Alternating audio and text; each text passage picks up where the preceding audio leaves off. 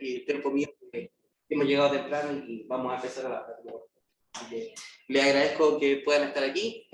También para mí en lo personal es un gusto poder venir y acompañarlos el día de hoy.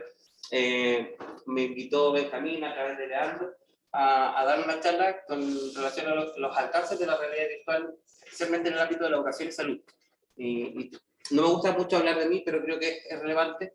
En mi caso personal, tengo hace varios años estudiando, investigando, implementando cómo llevar la realidad virtual, diferentes tipos, incluso de hardware, a colegios y a centros. Soy profesor de base, soy chileno y estoy acá en España desde el año 2018 aproximadamente, haciendo un máster en primer lugar y ahora un doctorado, especialmente con el uso de las tecnologías emergentes, donde dentro de ellas tenemos situada la realidad virtual aumentada, la impresión 3D y otros, la robótica educativa, por cierto, también, y otras tecnologías, pero que nos hemos centrado especialmente porque dado el interés que ha existido con la realidad virtual también, en los últimos años hemos centrado la investigación ahí. Así que, por ese lado, en términos curriculares, mi línea de investigación ha estado en ese ámbito.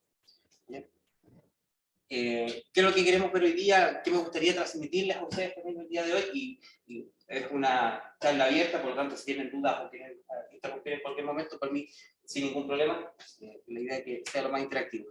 Idealmente, trabajar lo que es una breve historia sobre realidad virtual, un poco para contextualizar cómo hemos llegado al día de hoy, con los dispositivos que tenemos al día de hoy. Es muy breve, así que no se preocupen. Comienza en el área de la educación. ¿Cuáles son las experiencias de uso que hay en este campo especialmente? Ya luego vemos algunas plataformas y aplicaciones que pueden ser muy útiles en el ámbito de la educación. La realidad virtual en el ámbito de la salud, que hay quizás, por cierto, ustedes sean mucho más expertos que yo, y algunas experiencias de uso, y finalmente reflexiones y preguntas y respuestas relacionadas con esto. Así que, sin mucho más que agregar, empezamos. Muy bueno, ¿qué tal? Bien, en términos de historia de la realidad virtual, solemos pensar que es una tecnología bastante reciente. Y si no es así, a veces solemos revisar algunos antecedentes. En la historia de la realidad virtual hay varios hitos importantes. Estaba la Virtual Boy, que era una gafa diseñada especialmente para Nintendo, que no funcionó, pero que era muy icónica.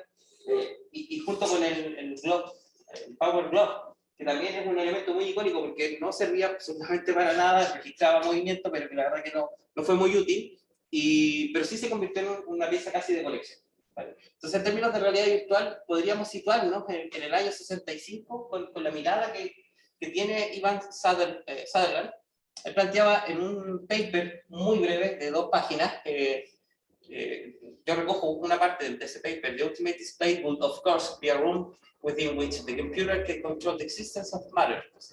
Un computador o a través de un ordenador podríamos controlar la materia, ¿no? Y con una programación apropiada podríamos literalmente estar en el país de las maravillas en el que Alicia estuvo viviendo. O sea, estamos pensando que en el año 65 ya estaba visualizando este hombre el potencial que podía llegar a tener, especialmente en el ámbito de la realidad virtual, quizás en ese entonces no como concepto de realidad virtual, pero sí como un entorno simulado por ordenadores, por computadoras, que te permitiera construir o te permitiera visualizar. Muy buena. Y uno se pregunta, en el año 65, ¿habrán existido dispositivos de este tipo, de esta índole de realidad virtual, como los que ya podemos gozar al día de hoy, mucho más ligeros, mucho más prácticos, que te puedes poner en la cabeza sin problema, incluso autónomos, sin tener que llevar cable? Bueno, sí los hay. Y este es lo que se llama la espada de Damocles, que está vinculado a lo que es la leyenda griega de Damocles, que llevaba la espada siempre en su cabeza. Principalmente, a ver, la leyenda de Damocles hablaba sobre el peligro inminente. Ese era el concepto.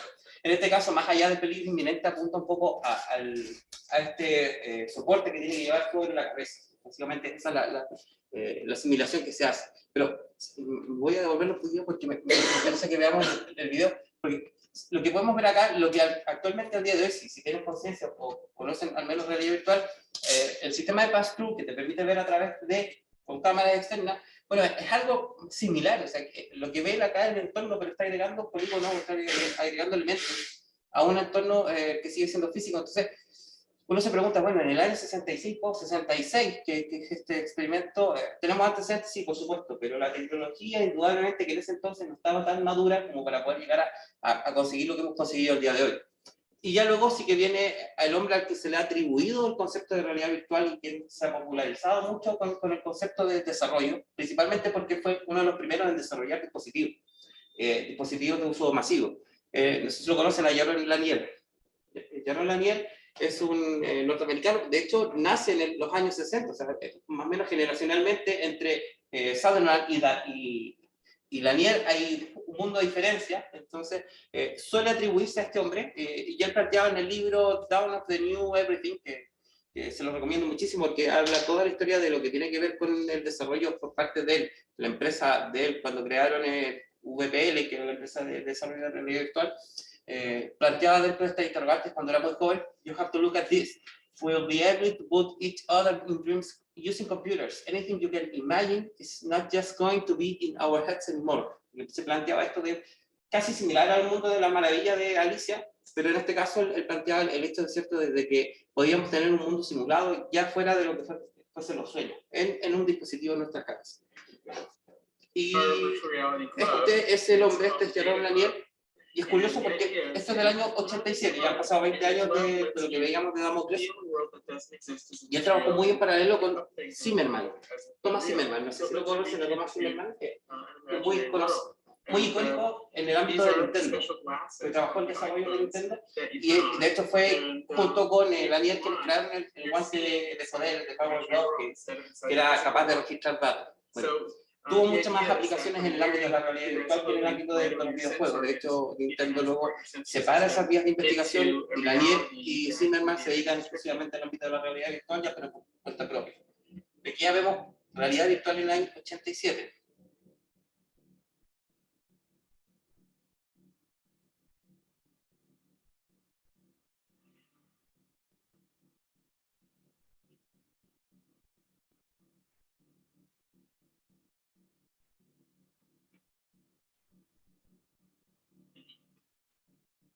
So can the speed be altered on the animation here? Sure.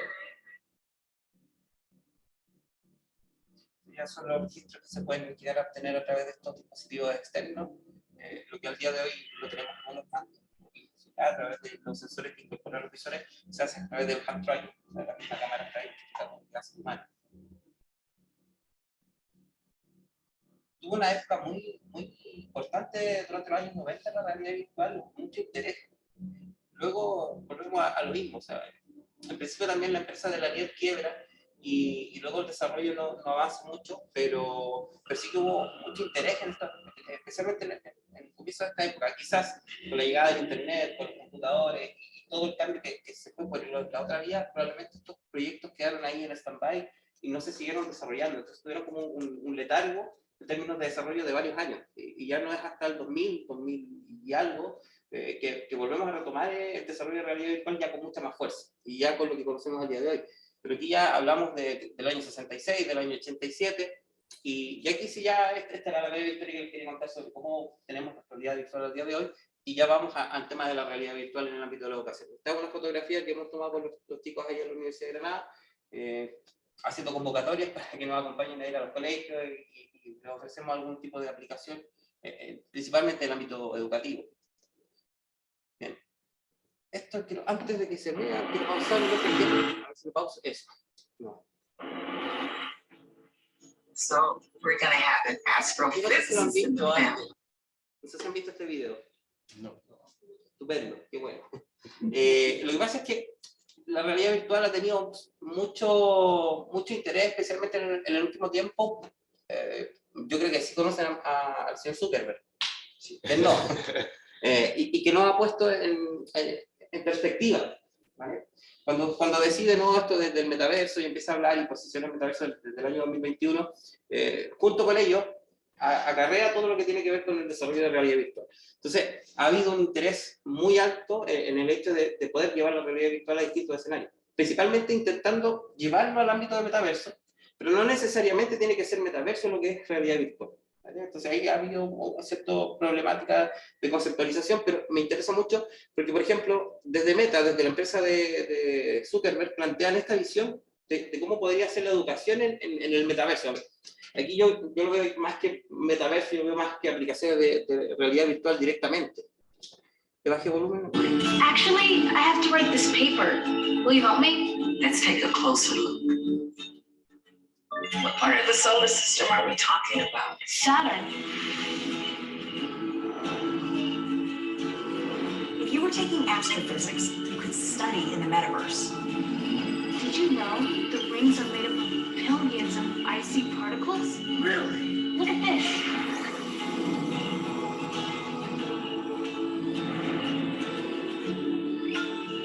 You ready to do that paper now, right? Yeah.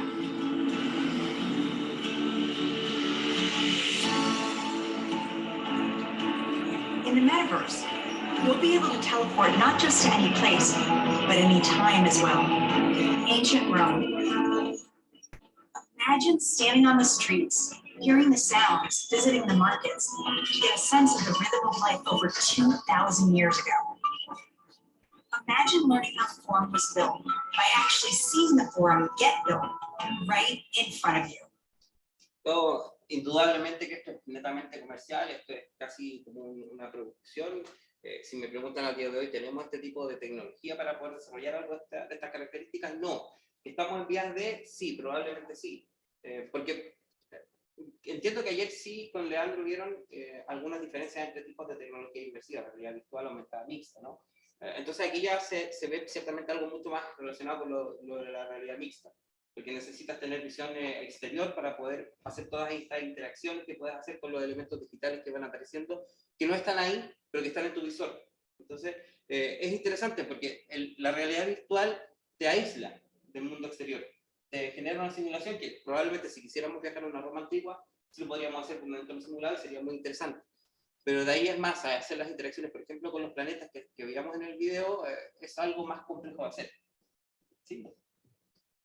Pensé que me había dicho algo. No, perdona.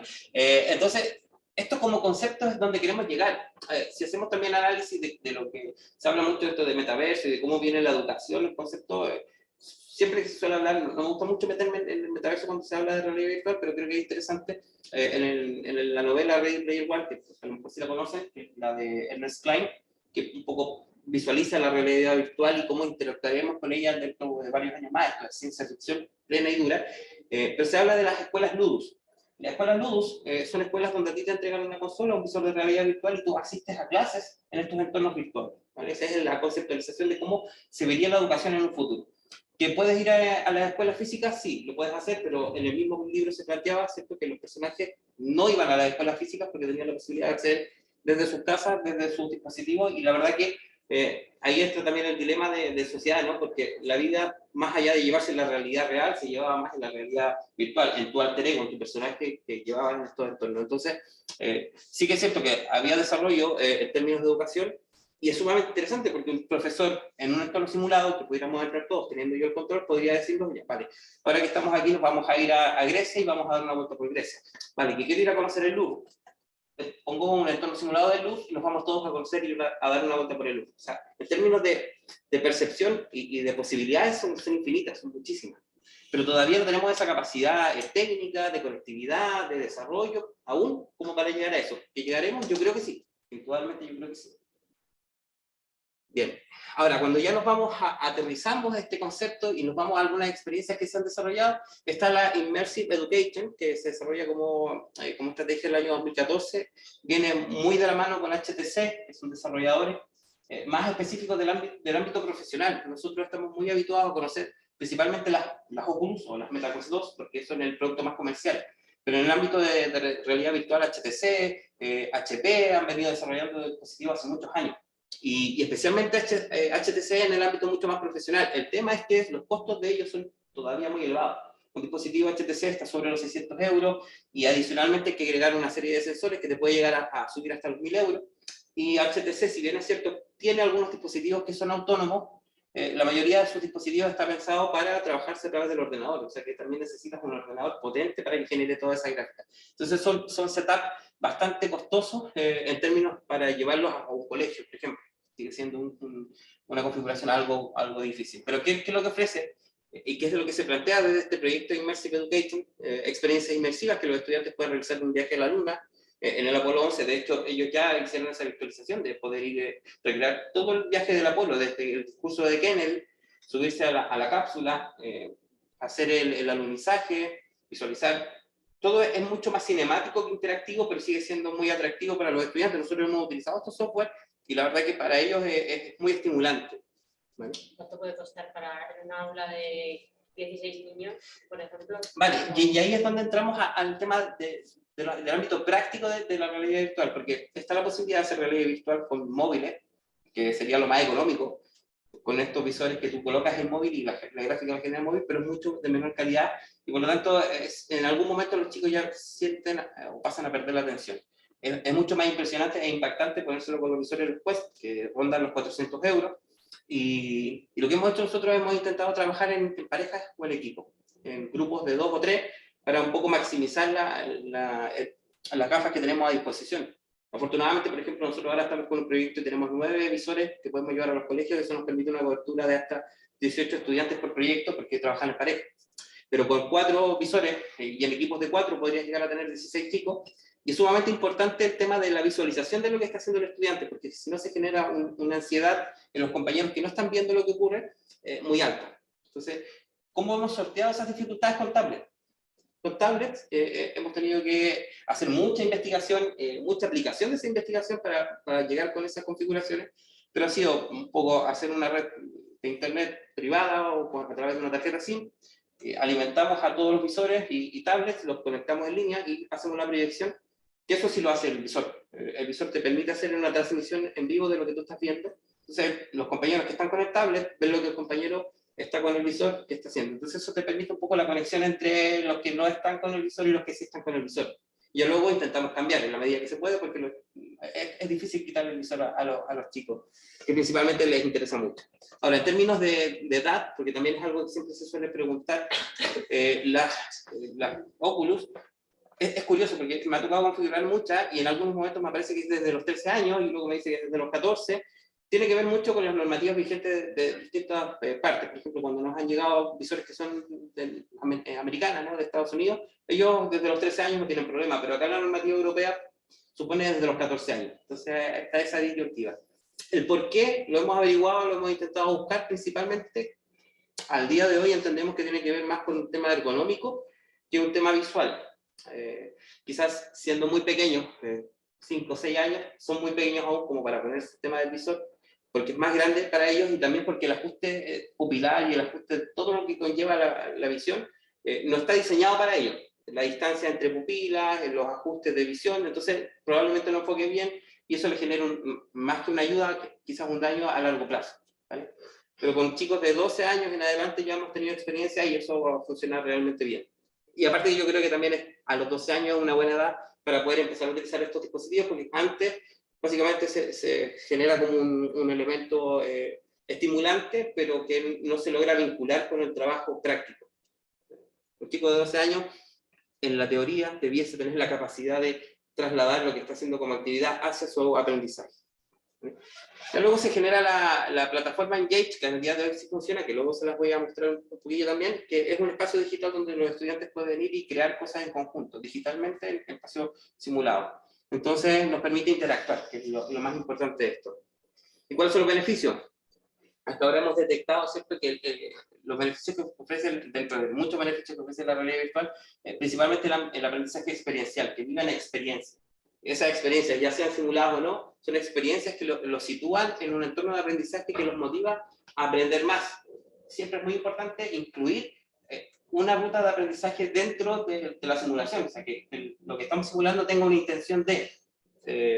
queremos aprender sobre el sistema solar, perfecto. Les vamos a plantear algunos desafíos que estén relacionados con la temática que están trabajando visualizando.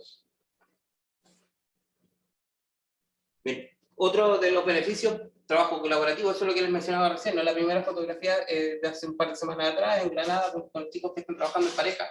ya hizo la visualización en el tablet. Estábamos viendo la aplicación que se llama Titan of Space, que ofrece todo un recorrido por el sistema solar, con información de todos los planetas y también con tours guiados, en los que incluye información que se la va dando un personaje que va animando la actividad. Pero es, la verdad que yo la he puesto hoy, para uno como adulto es alucinante ver los planetas encima tuyo, así que lo tienes al frente, que va haciendo un viaje y que te va dando información del diámetro del planeta, de la distancia entre los planetas. Es algo que ciertamente es sumamente motivante para los chicos y te pone en una situación de poder insertar o poder empezar un trabajo colaborativo posterior, un proyecto educativo, un proyecto de aprendizaje basado en problemas o cualquier metodología activa que estemos utilizando el día de hoy, que la verdad que es sumamente interesante. Experiencia o experimenta, no tenemos ninguna posibilidad nosotros que estamos aquí de ir a la luna. Quizás la gente que tiene dinero, pesos o gente ya que de los más, ellos a lo mejor pueden ir, se le pueden dar el gusto. Nosotros no tendríamos que vivir varias vidas para eso. Pero sí podríamos ir a la luna y estar en la luna en un entorno simulado e inmersivo. ¿Vale? La chica que es pequeña que está ahí es mi hija, así que eso está controlado y no hay problema de imagen. Y le gusta también. Yo no le puedo decir a mi hija que me vea en casa con distintos visores, probablemente muchas veces con ellos puestos. La curiosidad es innata y probablemente muchas veces me ha pedido ponérselo. Sin problema, es cortillo y todo controlado. Y luego también está muy utilizada en el ámbito de la formación profesional o en la prevención de riesgo. Se utiliza muchísimo, y esto sí que hay antecedentes de hace muchos años, con el tema de simular entornos de peligro, de riesgo en las empresas, juntas formativas, y principalmente porque son muy replicables. Esto es un software que se lo puedes poner tantas veces quieras, a tantas personas quieras, como tantos dispositivos tengas disponibles para replicar este software. Incluso hay experiencias de bomberos en Estados Unidos que hacen formación ya sin tener que hacer toda esta capacitación de quemar neumáticos o lo que fuese, que genera un daño medioambiental, sino que les ponen un visor, les simulan un fuego, les ponen unas estufas para simular la sensación de calor. Incluso he visto que les ponen un spray con olor a humo, entonces simulan toda una sensación, todo un ambiente que es de riesgo y que en realidad virtual evalúan cómo se enfrentan a esa situación. Y eso todo está controlado. Claramente la gráfica ha ido mejorando mucho. Indudablemente las primeras gráficas no son tan buenas como las que podemos tener hoy, especialmente también por la capacidad gráfica de los dispositivos. Al día de hoy sí que los dispositivos están avanzando mucho en eso, pero es, la verdad que te sumerge en un entorno inmersivo, te sumerge y te aísla de lo que ocurre afuera. ¿Y qué otros aspectos vemos interesantes? El fomento de la creatividad. Se está utilizando mucho el tema de crear arte. Hay una chica que es alucinante, la pueden buscar luego, el nombre no lo recuerdo, pero que va a conferencias, se pone el visor y empieza a hacer obras de arte con el visor, con realidad virtual y construye unas cosas alucinantes. Y más aún ahora que estamos en entornos sociales en los cuales se habla mucho del tema de los NFT, del tema de valorizar objetos digitales. Ya el arte está empezando a pasar del arte de los museos a situarse en entornos digitales donde tú puedes hacer tu pieza de arte, la puedes incluso comercializar y como son objetos únicos, las puedes vender y puedes tener trazabilidad de quienes tienen tu pieza. Cuando estamos hablando de arte que es mucho más exclusivo. Y lo mismo, ¿no? Que hablábamos recién de ir a la Luna, bueno, también podemos ir a Marte. El proyecto que tenemos nosotros habla también de cómo podríamos terraformar Marte, de varios conceptos que están relacionados. Entonces, hablamos de despertar vocaciones científicas. Vinculamos mucho, por ejemplo, con el contexto actual del Artemis, para incentivar eso de la ciencia de los estudiantes y la curiosidad por investigar. Y creo que hasta ahora ha funcionado bastante bien. En caso de la educación a distancia, que también es otro aspecto sumamente relevante, porque lo hemos dicho con el tema del metaverso y los espacios digitales, esto es de la Universidad de Stanford, y que montó un curso completo el año 2021 con al menos, más o menos 300 gafas que le enviaron a sus estudiantes, y hicieron el curso totalmente en entornos digitales, virtualizados. Entonces se reunían, daban las sesiones que tenían que dar en auditorio, es que la verdad es que aquí, teniendo un buen programador y un buen diseñador de entornos, puedes hacer lo que quieras. Si quieres ir a ver al dinosaurio, va a depender mucho del diseñador que tú tengas trabajando contigo. Esto también se acelera bastante con el tema de la pandemia, el tema de dar acceso, el tema de la interacción. Muchos se habla de que la realidad virtual a través del metaverso es como tener la presencia en el internet, como habitar el internet. remotely like this in the sentirte history of virtual inmerso reality. dentro de The este history of espacio. teaching. We made it. Hello, everyone. Hi. Can everyone use the controllers and point at me? Good, good, good. Y probablemente este tipo de experiencias se vayan a ir replicando. O sea, no me cabe ninguna duda. Hay antecedentes en distintas partes del mundo donde están haciendo diplomados o títulos exclusivamente con esto y viene el enganche comercial indudablemente detrás, que existe matrícula, que envía tu gafas. Pero está súper bien. Experiencias de... Esto es con una cámara de 360 que graban un vídeo y que tú lo puedes volver a visualizar. Son experiencias sumamente interesantes. Creador de sala y te lleva a un entorno. Estos son trabajos de los mismos estudiantes, que algunos con más habilidades que otros pueden crear entornos. Person who's been studying VR since the mid to late 90s and who's been teaching a class Y esta es la about plataforma que les VR decía, ¿no? Engage. for Que es almost una 20 years. plataforma que ya trae algunos Teach it in entornos, VR. plantillas como And to me, PowerPoint, busco una plantilla, it's just la mind-blowing cargo, to me. le digo a mi You know, estudiante, nos contamos en tal sala, le entrego el enlace, I'm choking up a se little bit conecta because it's this y medium estamos that I've todos been en un studying lugar, for my whole life, and finally, no físicamente, we pero get sí to con un use sentido de presencia it. mayor, que Whatever está it is, conectado a través you know, near the wall, del I Teams want o a través de cualquier facing, aplicación everybody de facing the conferencia, lunar de lander reuniones. there, and someone's gonna take a picture of all of us looking at the lunar lander. Nice one, everybody give yourselves a hand. Si Sí, el profesor puede controlar el plan, cuando si están todos los alumnos conectados, hay algo que de repente hace.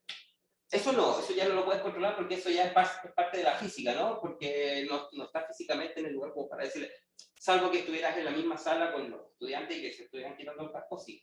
Pero que si los tienes conectados en distintas partes, distintas ciudades, ¿no? Yo no puedo hacer nada si el chico se No, pero saca tú puedes saberlo y todo eso. Sí, o sea, de hecho es súper divertido porque cuando estás metido en este tipo de reuniones y alguien se quita el visor es muy extraño porque tienes los mandos, entonces lo primero que pasa es que tú vas, para poder quitarte el visor, dejas los mandos al lado, entonces ves que tienes las manos, pero las manos están por ahí. Y que luego el visor y la cabeza a veces se le pone nada porque queda como una cabeza colgada. Entonces identificas fácilmente quién tiene o no tiene puesto el visor, es como cosas que ocurren, porque claro, el visor lo que hace es presentarte y proyectarte a ti. Ahora, cosas anecdóticas que la mayoría de estas plataformas no tienen piernas.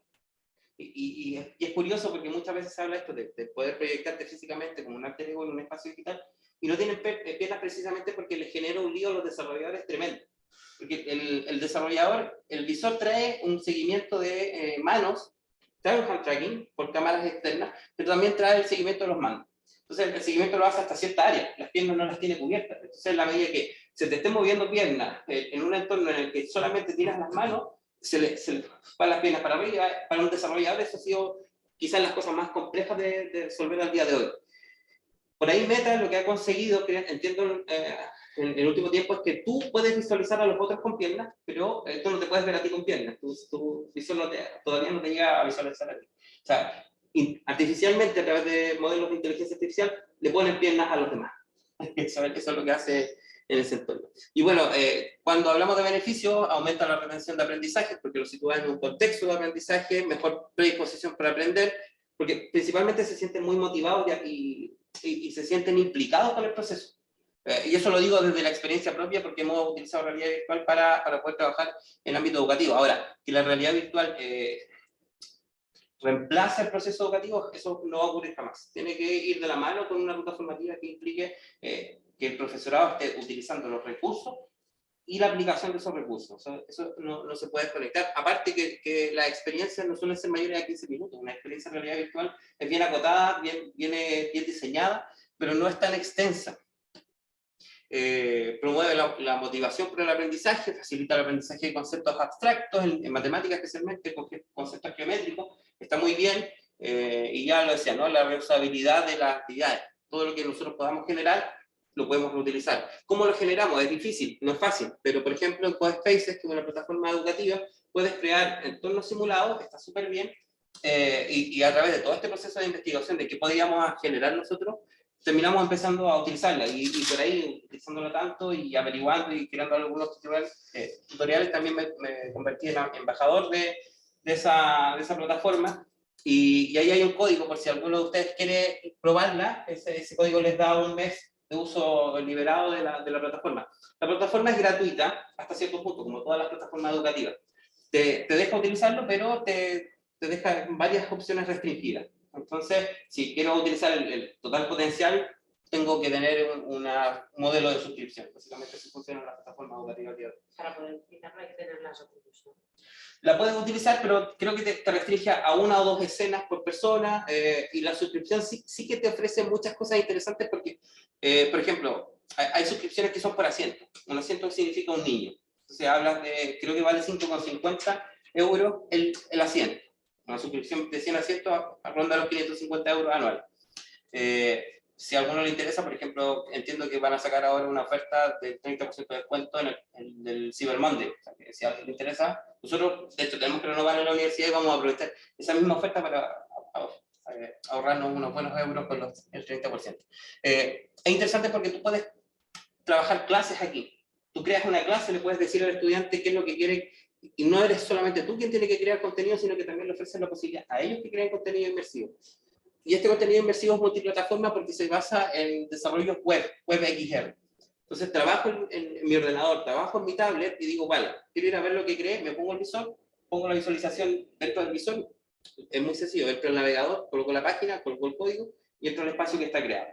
Y lo visualizo en 360 grados. Entonces, traslada toda esa parte de desarrollo, y aparte que también hay mucho interés por parte de los estudiantes en esto de los desarrollos en entornos virtuales, principalmente por el tema de Roblox y otras plataformas, Minecraft, pero está muy...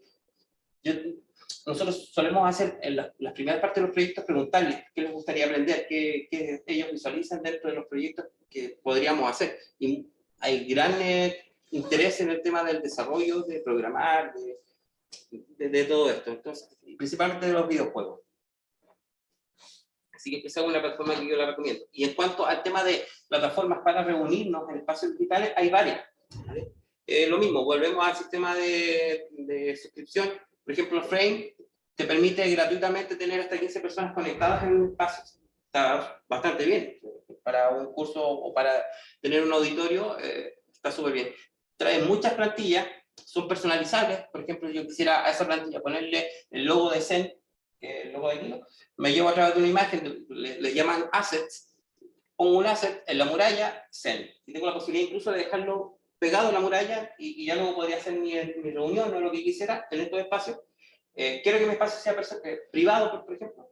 Le pongo una contraseña a mi espacio. Entonces, que tenga el enlace más la contraseña puede ingresar y nos podemos juntar en Frame, que yo la veo que está súper bien. Es muy personalizable. Incluso, cosas interesantes de Frame es que puedes agregar elementos de Sketchfab. Sketchfab es una plataforma que incluye modelos 3D. Entonces, te busca un modelo gratuito 3D, o si ya tienes la posibilidad de comprarte un modelo 3D, que también lo hay, lo haces y lo incluyes directamente a la plataforma. No tienes que irte a otro lado, la integración la haces directo. Entonces, puedo estar editando con mis visores o puedo estar editando desde mi ordenador. Digo, quiero, el otro día digamos, un mineral de fierro. Me busco un mineral, el fierro, modelo 3D, tarda un poquillo porque el proceso, tema de renderizado, sí que requiere ordenador un poquito potente, pero te lleva un modelo tridimensional de lo que tú quieras. Un reno, que quiero un sol, un planeta, lo que sea. Ahí la creatividad queda a lo que uno quiera. Incluso también la NASA tiene modelos tridimensionales. Uno entra a la NASA y busca modelos 3D que los puedes tomar con el móvil y visualizarlos en realidad aumentada y los ve y los tiene a disposición como objetos GLB, que es el formato. ArtSpace es más social. Esta es una plataforma que se da principalmente con las gafas, puede ser multiplataforma también, porque la compra Microsoft, pensando un poco con experiencias sociales, ¿vale? Entonces aquí sí se puede personalizar, pero es un poco más complejo porque hay que hacerlo a través de Unity, a través de un desarrollador, que luego el desarrollador monta tu escenario en esta plataforma, ¿vale? Pero también es interesante a modo, por ejemplo, de experiencia práctica, pueden entrar en este espacio y traer varias cosas, por ejemplo, hace unos días atrás estuvimos con chicos de la universidad en un campamento. Entonces podían lanzar balones de básquetbol en un aro, podían tomar sus marshmallows y ponerlos en la fogata y se los comían. Cosas como interacciones digitales que son llamativas, son entretenidas. Engage, que también la veíamos y que también nos permite encontrarnos varias personas, todos esos son usuarios conectados, ya sea a través del móvil, del ordenador, del visor, pero están conectados en un espacio. O sea, podríamos hacer una charla con estudiantes de distintas partes del mundo, juntarnos ahí. Y Mozilla Hubs, que es de código abierto, que quizás es una de las opciones más interesantes de explorar, sí que es un poco más compleja porque sí que necesitas tener algo más de desarrollo, algo más de conocimiento de desarrollador. De hecho, yo ahí no me meto porque te lleva mucho tiempo de investigación y de probar mucho. Entonces, casi que prefiero las que traen plantillas más personalizadas y personalizarlas por mi propia parte. Tengo hasta aquí, ¿no? Vale, y en términos de números, 42% representa la realidad virtual respecto a las otras tecnologías inmersivas. Yo creo que en lo personal y lo que conozco de tecnología inmersiva, esto va a ir cada vez bajando. No porque la realidad virtual no tenga implicaciones, especialmente en salud y en educación, sino que la realidad aumentada ha tenido un crecimiento mucho más amplio en ese sentido, principalmente por el desarrollo de visores de realidad aumentada. Hace un mes más o menos, Qualcomm, que es el desarrollador de procesadores, que son con los que se hacen todas las gafas de realidad virtual, ha sacado un dispositivo que te permite integrarlo en lentes, en gafas de sol, gafas ópticas, gafas de lo que sea. Entonces, ya tienes una explicación, que es lo que se ha venido pensando como concepto hace muchos años, que tú tuvieras tu lente de sol, y que tú le dijeras a tu inteligencia artificial, como si fuese Siri, o Amazon, o Alexa, o lo que fuese, tú le pides información y te la pone en pantalla, ¿vale? Eso ocurre al día de hoy. Hay algunas experiencias de ese tipo, sí. Están las gafas en realidad, que son visores como de lentes de gafas de sol, pero que van con un cable que se conectan al móvil, y lo que hace no es que te genere realidad aumentada, lo que hace es que te replica la pantalla de tu móvil en la pantalla. Y le puedes poner transparencia, con lo cual podrías ver al exterior, pero también ver tu pantalla. Que estoy trabajando con el teclado, con esa pantalla, lo puedo hacer, una pantalla grande porque te proyecta la imagen. Ese tipo de experiencias es lo que se está buscando. Niantic, ¿conocen Niantic? La empresa Niantic. ¿Conocen Pokémon Go?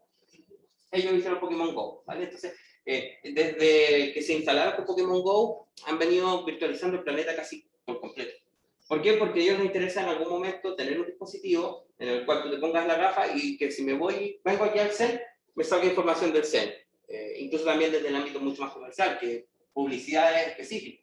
Alguien hablaba, por ejemplo, del costo que tiene publicar un anuncio en el Times Square.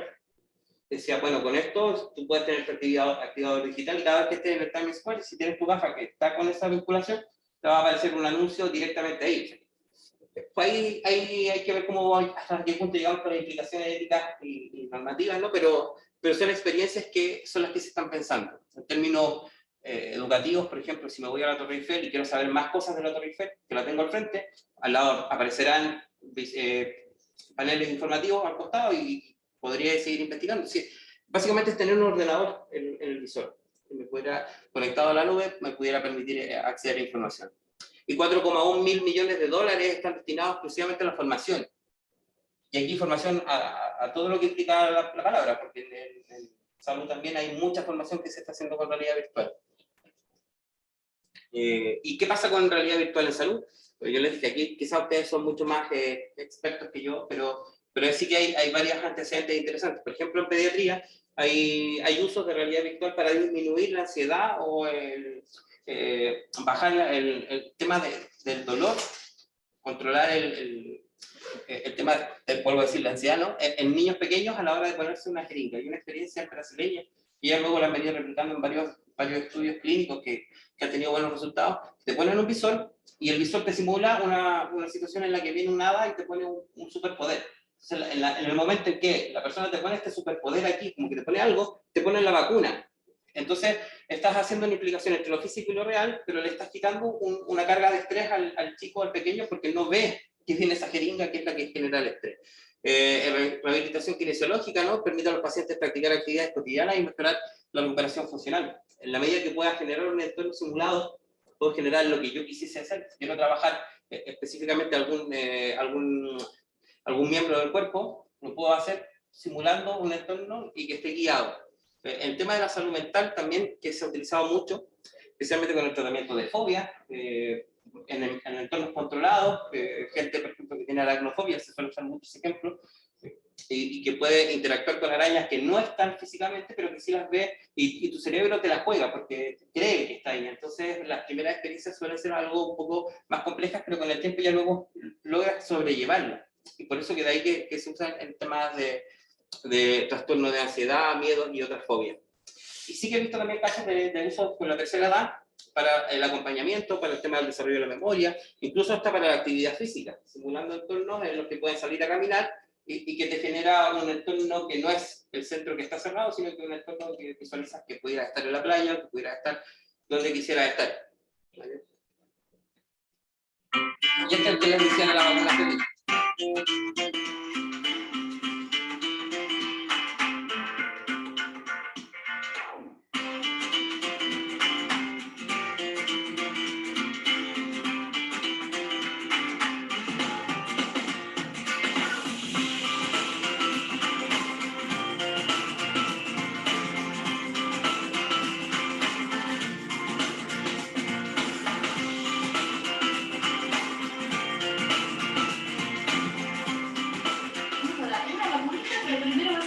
Hola, ¿cómo estás?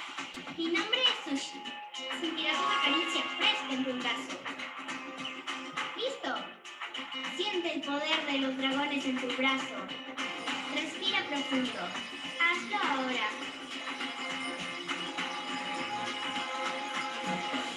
¡Te has ganado medalla de cuidador! Muy bien.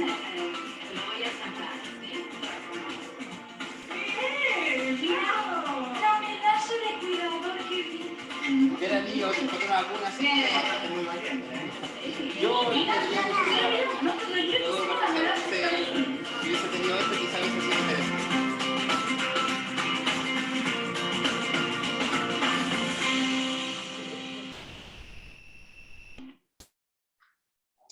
Esto ya sí que entramos en términos más éticos, morales e interesantes. Yo no sé si ustedes han visto esta imagen antes. Para contextualizarles, les cuento, incluso tengo el video, por si tuviéramos tiempo lo podemos ver, pero para contextualizar, esta madre perdió a su hija muy pequeña y la perdió por cáncer. Entonces no tuvo el proceso de duelo o de cierre, no se pudo despedir de su hija. Entonces lo que hicieron fue recrear y simularon a su hija en realidad virtual. Entonces es fuerte, porque claro, como madre la ve simulada virtualmente con una gran calidad desde el año 2020, y hay un documental que se llama I Met You. Y que la visualiza en un entorno, le simularon incluso la plaza donde solían ir a jugar y a celebrar su cumpleaños. Entonces, tiene toda una carga emocional sumamente importante detrás, y claro, evidentemente para la madre es complicado, pero ahí yo no me meto porque no es mi área, pero sí que en el tema de tratamiento de este postraumático, revivir situaciones traumáticas, yo no sé hasta qué punto esto sea tan positivo o no. Yo no sé si que quisiera ver a mi hija nuevamente si lo hubiese perdido en un entorno simulado, que no es real. La madre intentaba abrazarla, por cierto, y hacer todo lo que conlleva, y llanto y todo. Así que si después los que alguien pues, quieren verlo, lo ven. Yo solamente les traigo la imagen y les cuento sobre esta experiencia porque creo que es interesante. Apunta a esto del tratamiento de estrés postraumático, pero que también hay que evaluar hasta qué punto puedo simular cosas. Primera incursión de la realidad mixta en cirugía real, cirugías asistidas en realidad mixta, a través de, estos son los visores HoloLens, ¿los han visto antes? ¿No? Sí, los HoloLens sí que están más alejados de cualquier usuario porque valen $3.500, de ahí hacia arriba, entonces estamos hablando de un dispositivo costoso, pero que si ustedes se dan cuenta, por ejemplo, aquí el visor no tapa, nunca, en ningún caso. A diferencia, por ejemplo, de las Quest Pro que salieron hace muy poco, que ofrecen experiencias de realidad mixta, pero lo hacen a través de una física simulada, a través de cámaras a color. Entonces, claro, sigo teniendo un entorno cerrado con una cámara, y por lo tanto la precisión no es tal como la que te puede generar un visor que sí ves, pero que te entrega imágenes en tiempo real digitales que están ahí, que probablemente, por ejemplo, una operación a corazón abierto, te esté entregando signos del paciente, te esté entregando información contextual a la hora en la que tú estás haciendo la intervención. Hay una experiencia de un español con un portugués o un brasileño, eran 900 kilómetros de distancia. Uno de ellos estaba supervisando la operación de forma remota, utilizando 5G, evidentemente porque la conectividad tenía que ser casi sin diferencias de lag, ni mucho menos, porque si le dice corta aquí, pero ya eso ya ha ocurrido, podría haber un problema, pero si se hace de forma simultánea, puede ser asistida por algún doctor especialista, a un doctor que probablemente esté en formación, pero que necesita la ayuda y no lo necesita tener físicamente ahí. En ese sentido, implicaciones en el ámbito de la salud está bastante bien. Y otro, lo que son las simulaciones clínicas. Y esto sí que se ha utilizado mucho por la invasión al paciente. Porque muchas de las simulaciones clínicas, por ejemplo, conozco a un chico de acá de Madrid que hizo un desarrollo que era para un parto asistido. Entonces, ya no tienes que llevarte a los 30 estudiantes a ver un parto y a hacer todo ese proceso de aprendizaje que evidentemente como tema práctico es interesante y es necesario, pero es muy invasivo para el paciente. Entonces, al simular estos entornos quizás gráficamente no son tan reales, pero sí te permite tener toda esa ruta formativa. Incluso lo hablábamos en la universidad, porque la universidad va a implementar un ecógrafo. Entonces lo que estaban buscando era intentar agregar algunas situaciones clásicas de situaciones complejas a la hora de evaluar un ecógrafo, para que no fuese solamente siempre hacer el ecógrafo donde poner el mando para que simulara que estoy haciendo la ecografía, o sea, como ofrecerle retos y dificultades al estudiante. Y claro, si uno tiene el visor puesto, los demás están viendo lo que está haciendo a través de una pantalla, entonces pueden evaluar a su compañero en la medida de cómo está enfrentando la situación. O sea, que en términos formativos también se utiliza muchísimo esto de la realidad virtual. Y lo que les decía, ¿no? Tratamiento de fobias y trastornos, que si alguien le tiene miedo a la serpiente, arañas, culebras, lo que fuese, podríamos. Yo no sé, no me da muchas ganas de meterme con alguna fobia y ponerla ahí y enfrentármela de plano, porque la verdad que usar realidad virtual es muy interactivo, es muy inmersivo. Las mismas, se suele usar mucho las montañas rusas, que te sientas y te pones el visor, te da el dolor en el estómago, te genera ese mareo, porque tu cerebro se enfrenta a una situación que cree que es real, mientras tu cuerpo probablemente te está diciendo, no, si tú estás sentado en tu living, esto no te va a pasar nada. Chicos, por ejemplo, que no hemos puesto visores y que hemos ido al espacio, y que nos ha pasado en situaciones en que se ponen el visor y directamente va a la imagen donde están en el espacio, se tienden a ir al suelo. Necesitan tocar el suelo porque si no, lo que ven abajo es el universo, no tiene sentido de que hay algo abajo, entonces pierden la referencia geoespacial y se tienen que tirar al suelo a sentir que hay algo ahí abajo, para no caerse. Llega a ser bastante implicativo en esas cosas.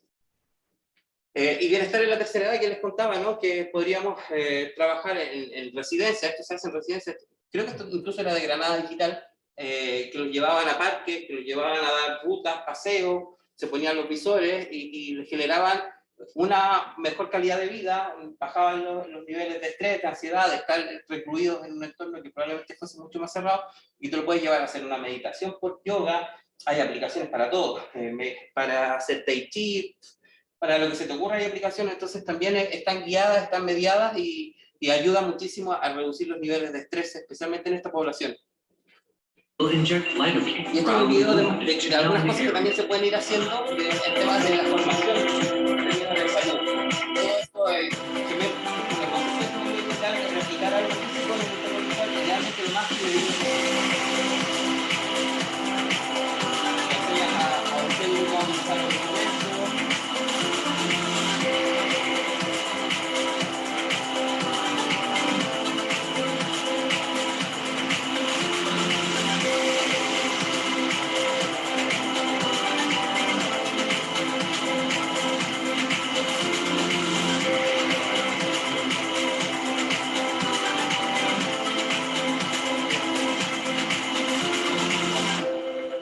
Good.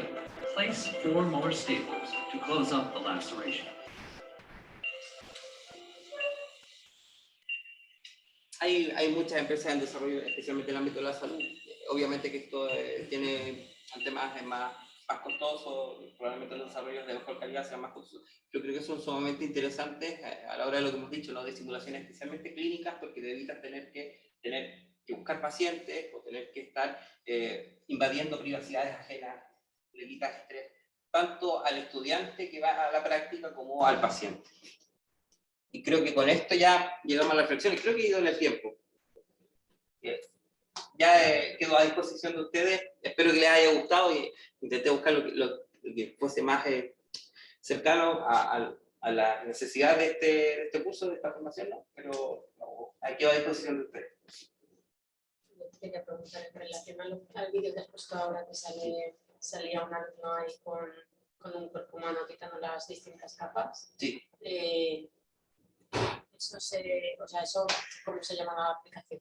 Hay varias, hay muchas. De hecho, como términos de desarrollo, las replican bastante. Nosotros usamos una que se llamaba VR Anatomy de 3D Organon. De hecho, nosotros llegamos a estar en contacto con los desarrolladores, nos facilitaron licencias de prueba para llevarlas a trabajar con los chicos. El tema es que era demasiado potente para nosotros. Tenía imágenes cadavéricas, cortes transversales del cuerpo, tenía todos los órganos, podías quitar cualquier pieza del cuerpo, era interactivo, lo podías sacar.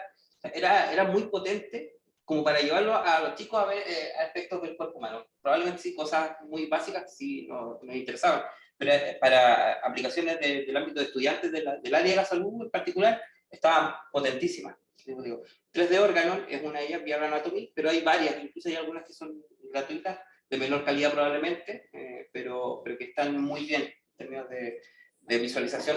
Ya veía el esqueleto, ¿no? Que ya vamos a dejar de usar ese esqueleto físico, ya podemos interactuar con un esqueleto real, cambiando las piel, cambiando las capas, ¿no? La capa que tú quieras, si quieres ver la piel, si quieres ver órganos, si quieres ver músculos, si quieres ver sistema cardiovascular, lo tienes todo a disposición. Y para utilizar estas aplicaciones, me imagino que habrá que tener Una una gafa que sea, vamos, una Oculus que esto. Sí, actualmente los visores afortunadamente han ido bajando. Digo afortunadamente siendo aún costoso, pero una Oculus de entrada costaba 350 euros, ya la han subido indudablemente porque la estuvieron vendiendo mucho tiempo a bajo costo, la subieron 100 euros, perdón, de entrada. El modelo de 128 gigas pasó a costar 450 euros. Ese es el dispositivo más utilizado. En términos de desarrollo, suelen ser abandonados muy rápido. Por ejemplo, hay un proyecto de Oculus que se llama Proyecto Go, que fue la primera gafa autónoma, que duró muy poco. Yo me la llegué a comprar y ahora la tengo con los plásticos, porque el proceso de ese dispositivo a pasar a uno de mejor calidad fue muy rápido. Entonces ya luego, en 2 años, lo descontinuaron en términos de ofrecerte la garantía y el soporte. ¿Las puede ocupar? Sí. ¿Les puede instalar software? Sí, también. O sea, lo mismo va a pasar con las Quest. Pero las Quest llevan 2 años y todo hace presumir que van a tener al menos un año más todavía de vida útil. De hecho, Facebook, siendo red social, compraron a Oculus el año 2014, 2.000 millones de euros, 2.000 millones de dólares, perdón, fue esa operación, un poco pensando también en que ellos tienen la visión del ámbito más de la red social. Entonces querían crear una red social más inmersiva, más cercana al metaverso, y para eso necesitas usuarios. Y para tener usuarios necesitan tener gafas. Entonces masificó la apertura de la realidad virtual con este dispositivo, con el Quest 2, y ya ahora hay muchos, no van a abandonar ese proyecto, porque es el dispositivo que más rédito le ha dado al día de hoy. O sea, yo presumo que tendrá 1 o 2 años más todavía de vida útil. No, más que nada, porque si tienes 20 alumnos, por ejemplo, Sí. 15 o 20 alumnos, y para hacer una experiencia así de Sí, cuerpo humano, de lo que sea, si tienes que tener unas gafas para cada alumno, es que... Ahí sí que es complejo, pero lo que sí puedes hacer, por ejemplo, lo que decíamos, ¿no? Que a través de un visor, proyección, que los demás puedan ver y que puedas ir intercambiando, esa es una posibilidad. La otra posibilidad es que puedan acceder a ese espacio, porque, por ejemplo, la de 3D Organon te ofrece una sala virtual, donde hay un profesor y creo que podían conectarse 2 alumnos, y que no necesariamente tienen que estar con gafas, pueden estar con un tablet o pueden estar con un ordenador conectado a ese espacio. Ahora, la experiencia inmersiva te la da indudablemente la gafa, es la única forma de obtenerla.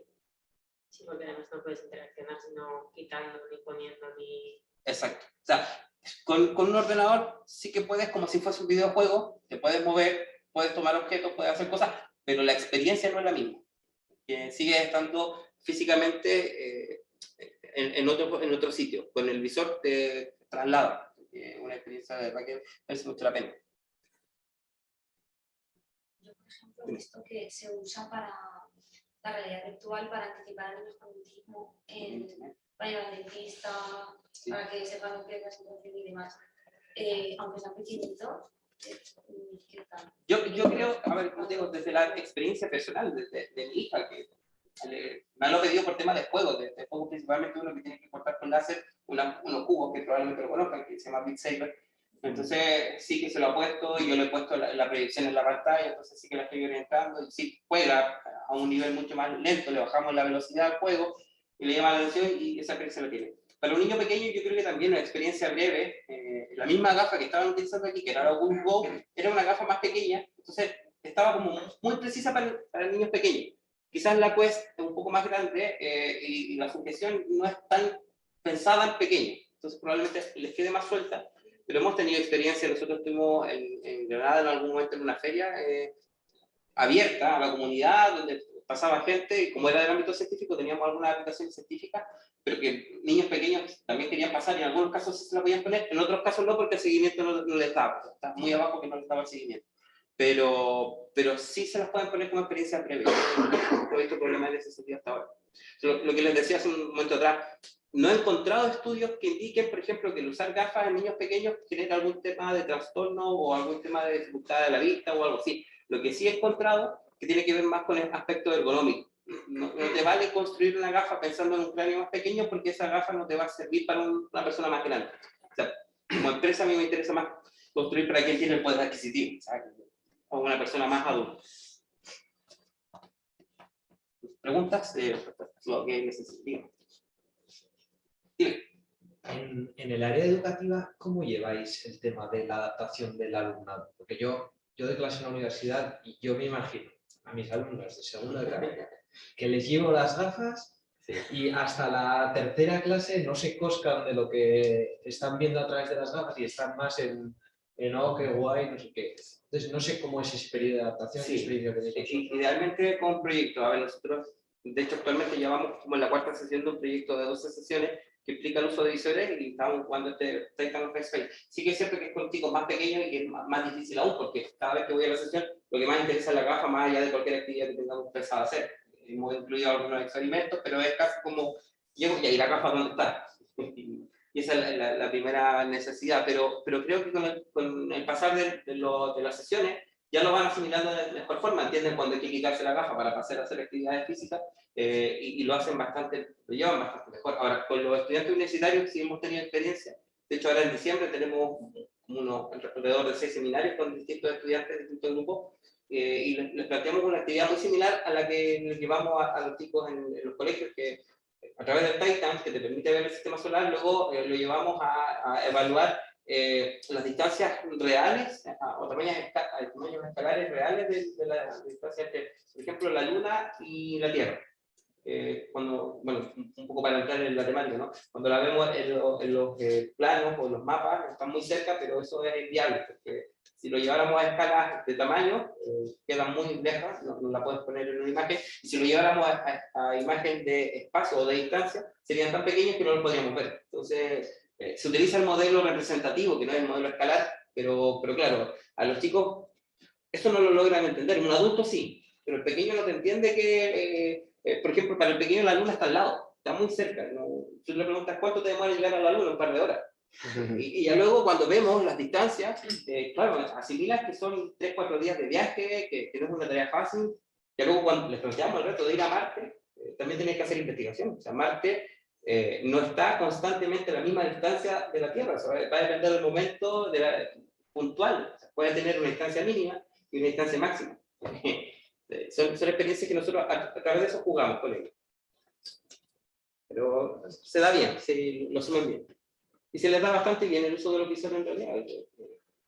Los seminarios que haces en la universidad, son los 6 que has comentado, ¿son con el mismo grupo? Son distintos grupos. Yo estoy en el departamento de didáctica de ciencias experimentales, entonces hay 4 colegas del grupo, así que hemos dicho, bueno, vamos a hacer esto para integrar tecnología. Hay otra gente de pedagogía, creo que era de infantil, que también nos han pedido un seminario de integración de este tipo de recursos, y había otro de educación física que también nos pidió, como lo hemos venido haciendo y que ya nos van un poco conociendo, nos han pedido también hacer un seminario en eso, con ese estudiantado. Creo que era del máster de profesorado. Sí. Y con carreras, o sea, con grados que sean de ciencias de la salud, ¿tenéis alguna experiencia? Es que ahí se me escapa. Nosotros hemos intentado en la universidad congeniar, de hecho intentamos hacer un encuentro como Peer Day, ¿no? Para conocer experiencias de otros, porque yo estoy más ligado al ámbito de la educación y ahí me muevo. He tenido acercamientos con la gente de desarrollo de software, que para ellos construyen cosas, pero no pueden validarlas, y nosotros podemos validar cosas, pero no podemos construirlas, entonces intentamos congeniar ahí. Con salud sí que no he tenido acercamiento, no tengo experiencias concretas al día de hoy de qué es lo que están haciendo. En la Universidad de Granada, no tengo ninguna duda de que lo están haciendo. Salud, arquitectura, idioma, se utiliza mucho también en el tema inmersivo, de aprendizaje de idioma inmersivo. Hay una aplicación muy buena que te pones el visor y te lleva como en un tren y vas conversando con gente que habla distintos idiomas y que tú tienes que respondiéndole en los distintos idiomas. Y te va haciendo todo una ruta de aprendizaje de ese sentido, lo que le llaman, ¿no? Los aprendizajes inmersivos en el aprendizaje del inglés, como que te llevan a un país donde tú no hablas el idioma y que casi por estar 3 meses ahí aprendes a hablarlo, algo así, te sitúan en un entorno donde tienes que sí o sí hablar en el idioma que te están pidiendo hablar. Pero como conocimiento de que estén haciendo, no lo tengo muy cerca, porque aparte que tampoco tengo el campo cerca de ellos, estamos un poco desconectados ahí. Sí, pero que sí que tenéis algunos compañeros que estén implementando la realidad virtual. Sí, no, yo, a ver, como te digo, no tengo la conciencia de ellos, pero sí sé indudablemente que sí, y que no solo la Universidad de Granada, sino que gran parte de las universidades, de las carreras que más se están utilizando es salud y arquitectura. Arquitectura también por lo mismo, por los modelados a través de BIM y Revit, que en su momento fue AutoCAD la revolución, pasar del plano del dibujo a llevártelo a un pendrive o a un disco, depende de cuando hayas estudiado, y ahora ya te lo puedes llevar a un visor de realidad virtual o aumentada. Y la realidad virtual, uno de los elementos que te permite es evaluar física. Tú le puedes agregar física, es decir, pesos. Entonces podrías simular la resistencia de los materiales de un edificio, de una construcción, en función del peso que le estás aplicando a esa física. Entonces, puedes hacer pruebas, es sumamente interesante en el campo de la arquitectura.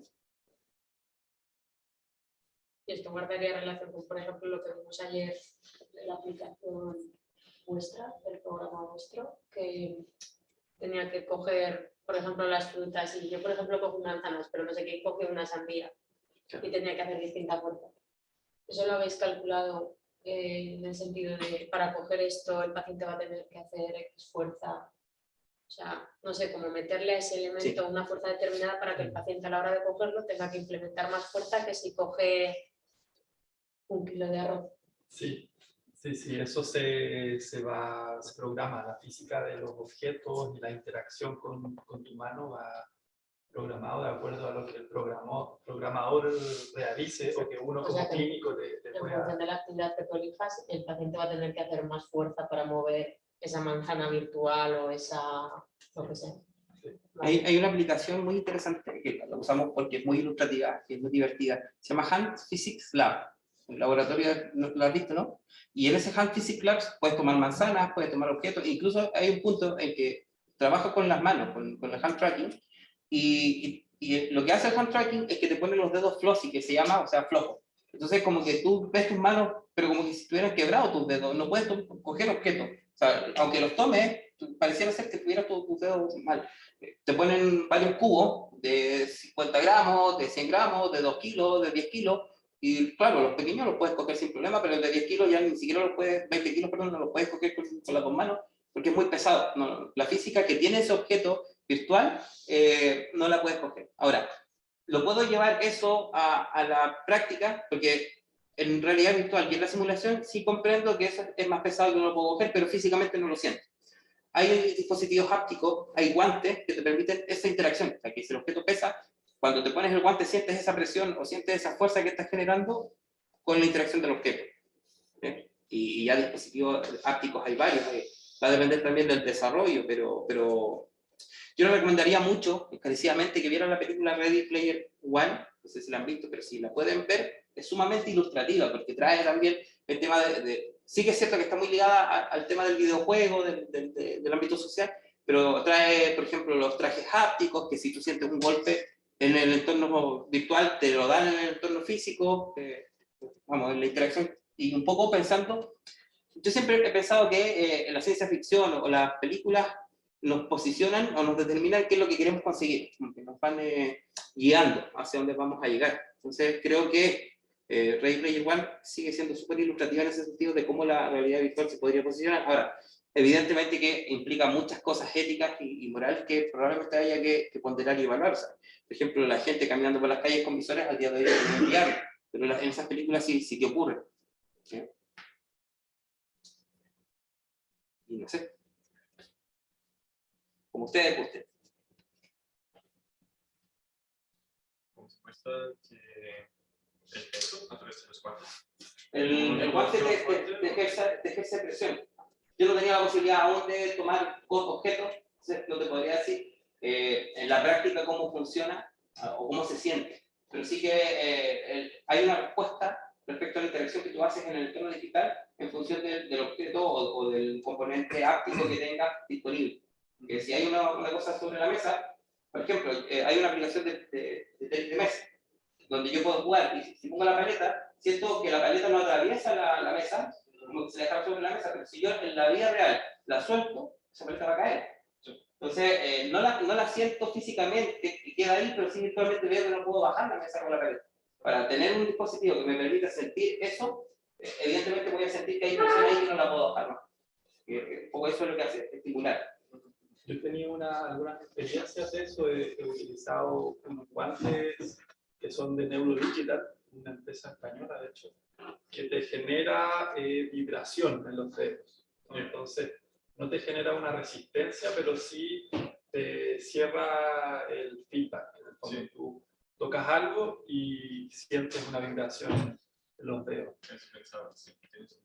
Eso te ayuda en la parte como perceptiva, ¿no? Ahora, en la práctica clínica es muy complejo porque las manos de nuestros pacientes suelen, ¿no?, ser complicadas y colocar un guante es difícil, aparte si tiene un sensor, tiene más peso, entonces ahí también hay que barajar esas opciones. Se están desarrollando también unos sistemas que generan ultrasonido, ¿sí? Entonces tú tienes tu avatar, ¿no?, tu mano, algún objeto virtual y colocas tus manos sobre una plataforma que genera ultrasonido y de alguna manera te hace sentir presión en la mano, como si fuera el objeto ahí. Pero esa presión que está generando realmente no, o sea, está generando una presión sobre ti, pero no significa que tú estés activando la musculatura con una determinada fuerza de contracción muscular, o sí.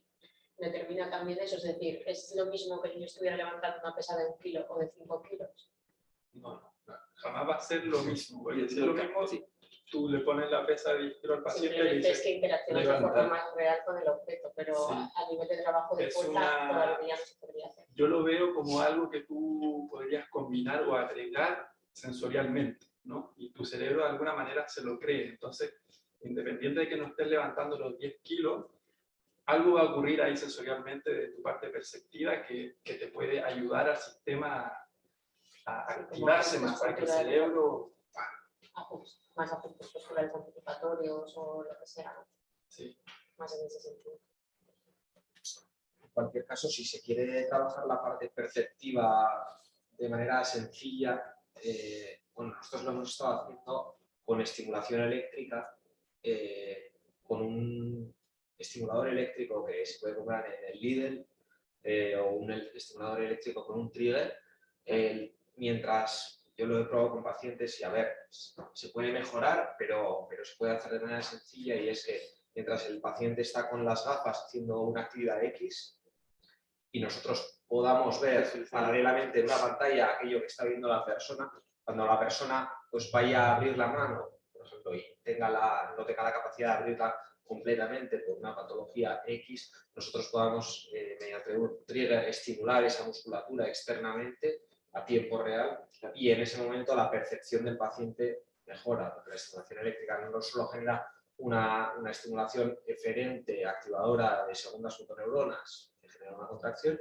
sino también una estimulación aferente, propioceptiva y de generación de sensación. Y eso se puede hacer, vamos, de manera súper sencilla en clínica. O sea, el acompañamiento de justo en el momento de, como lo que digamos de la vacuna, ¿no? Sí. Cuando le iban a poner la vacuna, en ese momento se hace una interacción. Sí. Yo sí que he probado el Hand Physics Lab, lo tengo en las gafas. Sí, sí, está muy bien. Está muy bien. Y entonces, efectivamente, el desarrollador ¿cómo se llamaba? Denis, que trabaja mucho con la física de los objetos, es muy interesante porque, por ejemplo, tiene cubos que pesan distinto peso. Y entonces, pues, por ejemplo, tú normalmente, si es un cubo que pesa poco, haces así, el cubo se mueve. Si pesa más, tú haces así, el cubo no se mueve, con lo cual tú lo que inmediatamente haces es contraer más para que se mueva, pero es como en la realidad.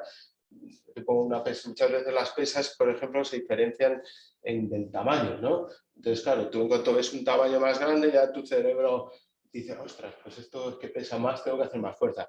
Imagínate, por ejemplo, esa de allí, que está ahí detrás, esa es de estas que que tú puedes cambiar el peso y puedes poner desde 2 kilos hasta 20 kilos, con las mismas pesas, pero seleccionando, no sé cómo funciona, pero seleccionando distintas posturas, el mismo tamaño es distinto. Entonces tú imagínate que yo no te dijera el peso que tiene la pesa, ¿no? Te lo pusiera así y dijera, tienes que mantenerla. Entonces, pues tú no sabrías cuánta fuerza tienes que aplicar en un principio, pero en el momento en que estuviera en contacto contigo, si tú de repente se te une mucho, reaccionarías, ¿no? Entonces, esa reacción que tú haces al objeto, y en este caso en realidad virtual es eso, tú lo mueves y dices, ostras, no se mueve, entonces inmediatamente es como que aplicas más fuerza para intentar moverlo. No se mueve, pues todavía aplicas más fuerza, ¿no? Entonces yo creo que es eso, es engañar en ese sentido al cerebro, porque como no se mueve, tú inmediatamente lo que haces es hacer más fuerza. A modo de experiencia, así como breve, ¿no? Por ejemplo, hay una aplicación que sacaron que era de tenis. Puedes jugar tenis, te pones y respondes paquetes, ¿no? Yo he jugado y un buen tiempo que te lo llevas jugando, luego te cansas, te duele el brazo y aunque, claro, no tienes resistencia a nada, pero le estás dando al viento, pero sí que lo que dices tú, ¿no? Que sabes que le tienes que dar más fuerte al golpe para que llegue más lejos y lo haces. Y le cargas más fuerza al brazo independiente de que no tengas una resistencia a la que le estás aplicando esa fuerza. Pero sí, te llega a agotar y incluso puede llegar a tener calambre en el caso de que tuvieras mejor o peor condición física. Totalmente. ¿Y cómo se muestra eso con el cubo? Es decir, que pues si empujas y empujas demasiado, obviamente estás adentro, ¿no? Es como líquido. ¿O no, es un cubo que está, o sea, lo que pasa es que tú lo ves digitalmente, no lo ves real y no está tampoco real. Por eso, pero de una u otra manera, si ese ejemplo de que empujas más y porque no se mueve, pues de una manera no tiene que moverse, ¿no? Porque tienes algo al revés. El cubo digitalmente está ahí, es un objeto que tiene colisión en realidad virtual significa que no lo puedes atravesar, o sea que llegas hasta ahí y tu cerebro asimila esa colisión. Sí, sí, yo podría empujar fuerte y a lo mejor no puedo ir con brazo y todo para allá porque no hay nada, no hay resistencia, pero como la estoy viendo y la estoy asociando a esa colisión, mi brazo también está acompañándola, aunque no haya nada, pero está acompañando y a la medida que se mueve un poco el cubo también se va moviendo mi brazo. Vale, ya entiendo, es la simulación de la mano y no atraviesa. No. Vale, okay. Es como si hubiese una mesa y yo sintiese que me puedo sentar, pero no está la mesa, si me siento voy a pasar de largo. A lo mejor si siento que está la mesa ahí igual. También te ayuda perceptivamente el que el cubo es más grande y te pone el peso, además. Entonces eso es lo que decíamos ayer. Cuando tú ves un objeto más grande y que encima pone 20 kilos, pues tú ya estás como preparado a hacer más fuerza para empujarlo, ¿no? Si ves uno pequeñito y pone 5 gramos, pues ya te predispone a hacer menos fuerza, ¿no? Para empujarlo. Y si no lo pusiera, fuera pequeño, pero pesaba 20 kilos, pues probablemente harías... Y entonces al principio, pero luego te ajustaría con el sistema este que contaba ayer Benjamín también, de que tú haces algo, ves que no tiene un efecto, entonces intentas ajustar tu estrategia para ver qué pasa. En la vida había un estudio que hicieron algo similar, pero lo que hicieron es poner el brazo como piedra, de que pesa como pesa más. Que el brazo pesa más. Exactamente, como simulándolo. Vale. Entonces después hicieron la ilusión de la mano de goma, ¿se llama así? Sí, exactamente. Y activaban más el brazo de piedra que un brazo que no era de piedra.